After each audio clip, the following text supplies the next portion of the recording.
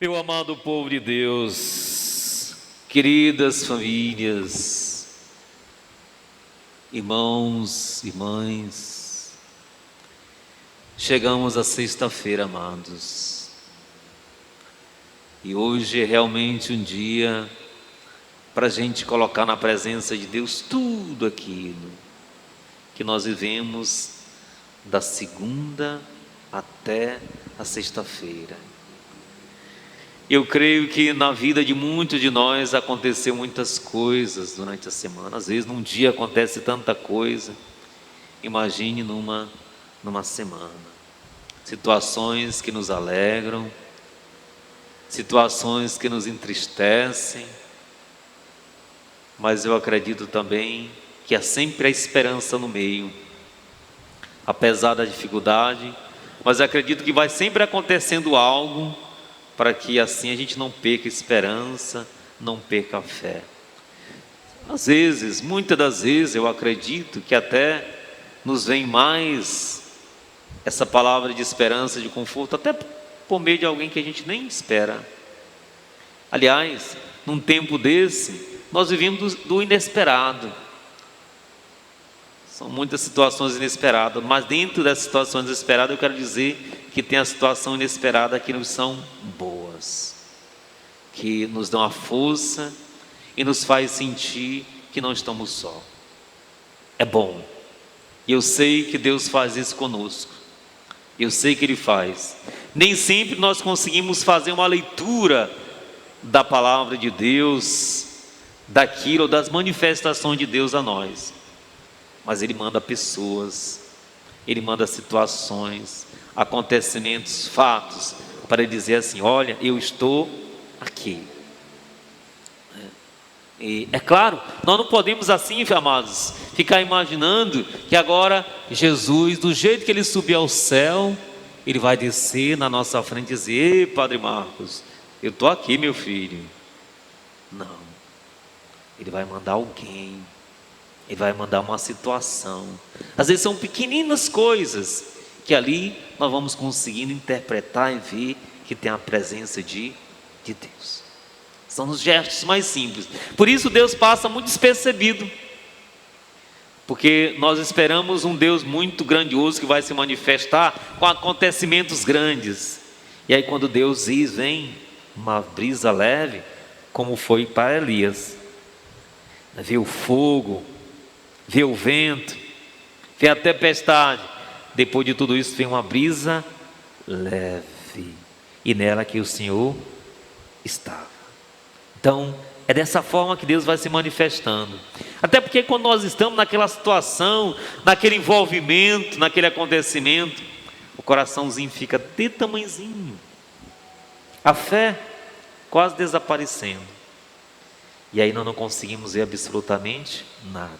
Com o passar dos dias, das horas, às vezes dos dias, do tempo, a gente, olha, era Deus que estava me falando, era Deus que estava ali, e eu nem percebi. Eu digo isso da minha própria experiência. Às vezes eu fico com vergonha de mim, da minha ignorância, da minha falta de sensibilidade, porque Deus estava ali me falando, e a cabeça de pau aqui não estava deixando Deus se comunicar comigo. Por isso, amados, hoje é esse dia. Então coloque a tua dor, família, coloque a tua dor, coloque o teu doente aqui na presença do Senhor, o teu problema, o problema da tua casa, do teu trabalho, a tua preocupação. Eu sei que tem muita gente agora já preocupado com a questão do trabalho. Ô padre, como é que algumas pessoas já falaram: ô padre, não sei como é que vai ser na questão do meu trabalho. Confie em Deus. Aqueles que confiam em Deus não serão decepcionados. Deus não desampara ninguém. E é muito raro, amados, a gente ouvir assim, alguém ouvir dizer assim: alguém morreu de fome. Às vezes nós não temos aquilo que nós queremos, né? Porque nós queremos é luxar, claro, né? Nós queremos é luxar, nós queremos coisa boa, né? Porque nós vivemos num mundo de competição. A gente olha para o vizinho, botou um portão, fez um muro, né? Comprou isso, comprou aquilo, e a gente fica também querendo, né? Eu estava agora falando, né? As pessoas hoje têm uma necessidade de aparecer. Tem necessidade de aparecer, né? Hoje, por exemplo, hoje o comércio funciona até hoje. Tem muita gente que não pode. Eu estou fazendo uma crítica construtiva. Tem muita gente que não pode ao longo do dia, só pode ir à noite. Mas tem gente que não vai porque não quer, porque acha bonito e aglomerado na frente do comércio, né? Gosta de ir para a fila, mas também vai dizer assim: ei, ó, eu estou aqui comprando, está me vendo? Estou aqui comprando. É uma crítica que eu estou fazendo, mas é uma coisa séria. Quanto mais aglomerado, mais contaminação, gente. Mais contaminação. É preocupante. Aí é fila. Se for bem no comércio, está aí a fila. No frigorífico, no supermercado, e assim vai. Porque as pessoas deixam para ir realmente só em última hora. Mas nós entregamos tudo isso nas mãos de Deus. Mas nosso Deus é o Deus da compaixão. É um Deus que vai atrás. É isso que nós encontramos hoje na palavra de Deus. Olha, Israel começou então a ter as coisas, a crescer, a produzir da bênção, mas claro, a partir da bênção de Deus, a partir daquilo que Deus deu para eles. E depois de um certo tempo, eles começam a deixar de reconhecer Deus. Foram se distanciando de Deus. Começaram a cultuar, fazer outros cultos, a divinizar as pessoas, esquecendo de Deus. E muitos deles começaram a sofrer. Mas nós somos um tipo de gente assim, estou me incluindo. Às vezes tem gente assim, diz assim: eu posso quebrar a cabeça, mas eu não volto. Sabe? Porque nós não temos a humildade de reconhecer os nossos erros. Nós não temos essa humildade de reconhecer nossos erros, de reconhecer, de chegar, de fazer como o filho pródigo fez. E Senhor, Pai, pequei contra ti, contra Deus, já nem sou digno de ser chamado teu filho. Isso não é para todo mundo não. Não é para todo mundo não. É poucas pessoas que têm essa humildade de reconhecer os seus erros. Mas mesmo quando a gente não reconhece, o que Oséias está mostrando aqui? Que Deus vai atrás. Por isso que eu estou dizendo, é muito importante. Às vezes nós fazemos uma leitura muito errada de Deus a partir do Antigo Testamento. Nós vemos aqui um Deus de compaixão e de misericórdia, que vai atrás e dizendo: olha, voltem, nas palavras do profeta, vocês vão ser uma vinha, uma ave frondorosa. Mas o que eu vejo aqui é um pai que se preocupa com seus filhos. O pai que é pai mesmo, o pai que é pai, porque tem todo tipo de pai, né? Tem aquele pai que a gente precisa de vez em quando ser duro, mas a gente também às vezes precisa dar o braço a torcer. A gente precisa ir atrás. Atrás, sabe por quê, amados? Para que alguém que é nosso, se às vezes já está perdido, não se perca ainda mais. É doloroso, sabe por quê? Porque eu vejo que a derrota do filho não é só do filho, é do pai. Jesus diz assim em São João: quem me vê, vê o pai. É claro, nós não vamos dizer generalizar que agora o filho não presta, é culpa do pai. Não podemos. Mas, de certa maneira, você cria um filho para se tornar um vencedor. E quando aquele filho não se torna um vencedor, de certa maneira, o pai e a mãe ficam decepcionados. É o que mais eu ouço: mas eu fiz tudo. Essa é a questão. Fizemos tudo, só não fizemos aquilo que era para ter sido feito. Porque se você fizer tudo aquilo que é para ser feito, dá certo. Agora nós fazemos tudo e talvez muito daquilo que não era para fazermos. Por isso nós sofremos com nossos filhos. Mas nem por isso nós devemos abandoná-los. Sabe por quê? Eu não consigo imaginar como é que um pai pode depois dormir, colocar a cabeça no travesseiro e dormir. Eu acho que não dorme. Não, eu não acho não, eu tenho certeza. Não tem como. Agora, quando eu digo que você tem que ir atrás, Você não deve passar a mão na cabecinha dele, ô meu bichinho, não tem nada não. Não. Você vai atrás, vai corrigir o seu filho, ensinar ele a perceber o seu erro, porque quem não se corrige, quem não reconhece seus erros, não cresce nunca. Vai sempre botar a culpa nos outros. Sempre. Enquanto ele dizer assim, olha, o erro foi meu, foi eu mesmo, reconheço. Para a pessoa amadurecer, sentir na pele as consequências das suas atitudes, não cresce não. Mas o que nós vemos aqui é um Deus que não deixa de não ir atrás. Vai. Deus é Pai mesmo, de todos nós. Esse rosto que Jesus mostra, esse rosto que Jesus mostra, é o rosto de Deus, que vai atrás do pecador, da ovelha perdida, do cobrador de impostos. Veja aqui, amados, o grupo dos 12 apóstolos. É a expressão do rosto de Deus, de um Deus que acolhe todos, sem fazer distinção de ninguém. Atos dos Apóstolos, no primeiro capítulo, no segundo, Deus não faz acepção de pessoas. Quer dizer, Deus não fica escolhendo assim, vou só pegar os santinhos. Não, Ele dá oportunidade para todos. Olha o que nós falamos aqui terça-feira, Deus chama a todos. É sempre importante eu perguntar, onde é que eu estava na hora que Deus estava me chamando? Porque tem algum dia assim, engraçado, eu queria fazer parte da igreja, eu queria fazer parte da obra de Deus, mas ninguém nunca me chamou. Chamou. A questão é saber, aonde era que você estava quando Deus te chamou? O Evangelho diz hoje que, olha, que Deus chama, prepara, instrui, ensina, reza, envia. Deus não pega a gente assim, vem para cá e vai para lá de qualquer jeito. Agora, os apóstolos são santos, mesmo de verdade. Jesus, Maria Santíssima, bem aqui estão os apóstolos.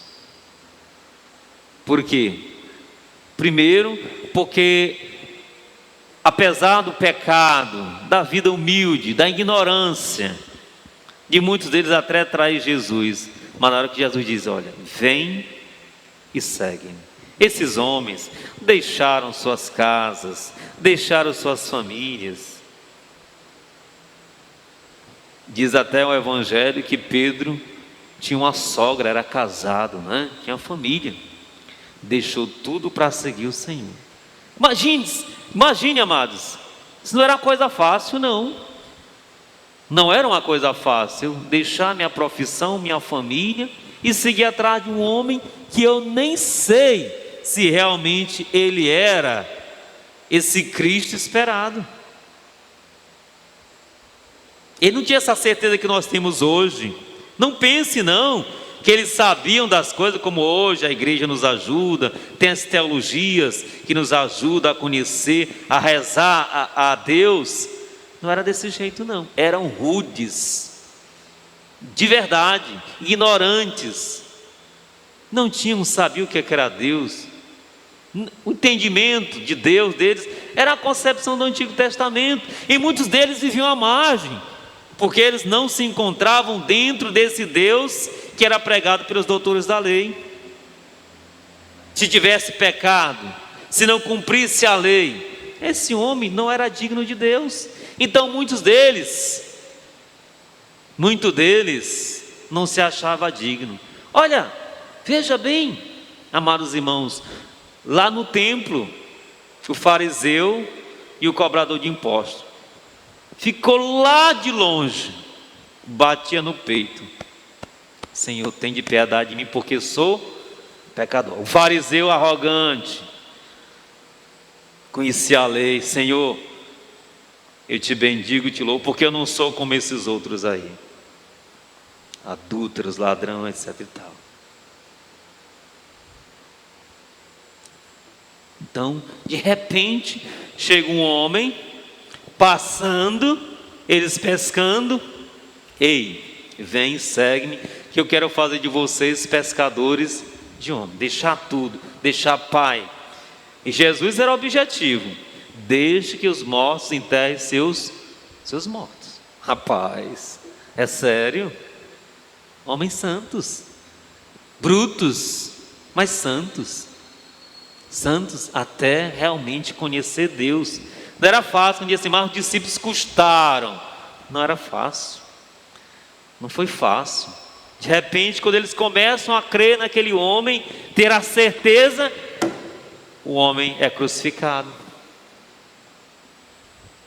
Quando eles começam a ter certeza, é esse aqui mesmo. Vendo as obras, as instruções, as orientações, é esse aqui mesmo.